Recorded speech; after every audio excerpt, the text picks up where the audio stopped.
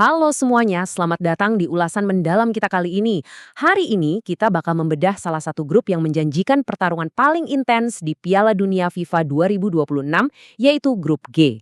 Serius deh, ini bukan sekedar babak penyisian biasa. Ini tuh literally panggung gladiator global yang mempertemukan filosofi sepak bola dari 4 benua yang benar-benar beda. Mari kita langsung mulai. Kita punya banyak banget bahan seru hari ini. Kita bakal bahas pertarungan 4 benua, profil tim, analisis kekuatan, jadwal pertandingan, sampai kesimpulan akhirnya. Anggap aja ulasan ini sebagai catatan scouting eksklusif kalian sebelum turnamen akbar ini kick off. Oke, kita masuk ke bagian pertama, pertarungan 4 benua.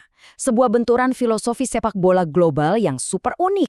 Nah, disinilah keindahan sejati dari Piala Dunia. Bayangin aja, kalian nyatuin gaya main yang totally kontras ke dalam satu grup. Kita punya pengalaman dan teknik tingkat dewa dari Eropa yang diwakili Belgia, terus berhadapan sama serangan balik mematikan khas Afrika Utara dari Mesir. Dari Asia, ada Iran yang bawa pertahanan disiplin sekeras baja. Dan jangan lupakan Selandia Baru dari Oceania yang siap ngajak adu fisik dengan semangat juang luar biasa. Ramuan ini yang bikin grup G super sulit diprediksi. Lanjut ke bagian kedua. Mari kita bedah profil dan kekuatan masing-masing timnya. Laporan kilat scouting kita dimulai dari sini. Kalau kita lihat dari ranking FIFA per November 2025, hierarkinya sih kelihatan lumayan jelas. Ingat ya, makin pendek barnya di sini, berarti makin tinggi peringkat dunianya. Belgia nyantai di puncak grup posisi 8 dunia, terus Iran nguntit di posisi tangguh 20, disusul Mesir di urutan 35 dan Selandia Baru di 86. Di atas kertas kelihatan ada jarak, tapi di lapangan, wah, nanti dulu. Kita mulai bedah dari sang unggulan, Belgia. Ada satu narasi emosional yang gede banget ngiringin langkah mereka kali ini. Ini tuh bisa dibilang benar-benar kesempatan terakhir buat generasi emasnya Kevin De Bruyne buat angkat trofi mayor, do or die.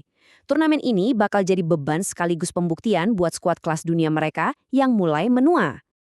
Ngomongin kekuatan, ancaman Belgia ini nyata banget.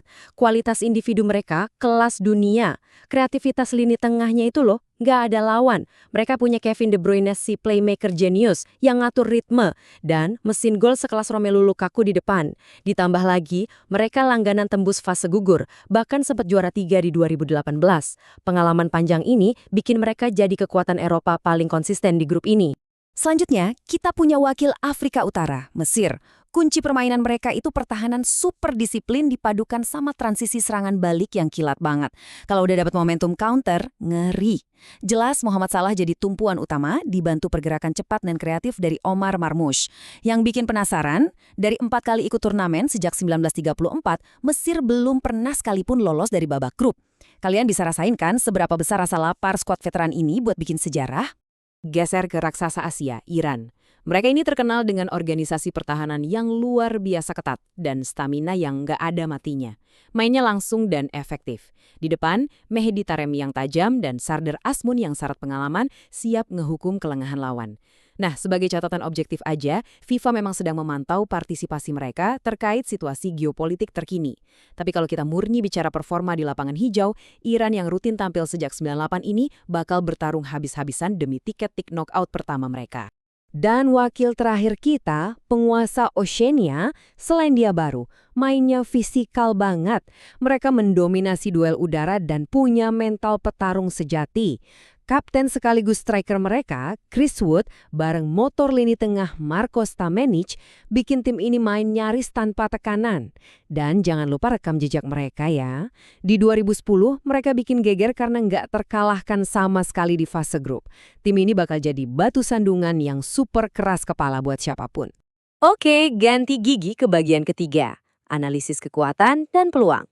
Gimana nih peluang keempat tim ini kalau kita adu satu sama lain? Kontras taktik ini yang paling krusial. Sebagai favorit utama, Belgia datang dengan kualitas individu superior dan mental juara, dan yang bakal langsung berhadapan dengan mereka adalah sang penantang terbesar, Iran.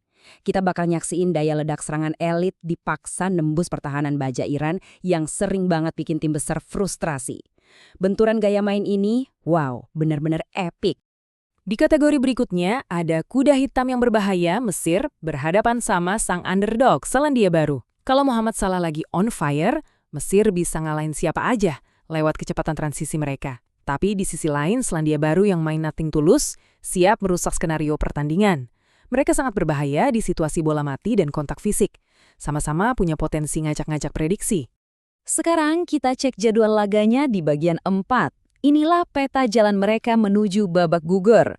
Tandain kalender kalian ya. Dari matchday pertama tanggal 15 Juni, tensi langsung panas. Belgia diuji Mesir, sementara Iran ketemu Selandia Baru.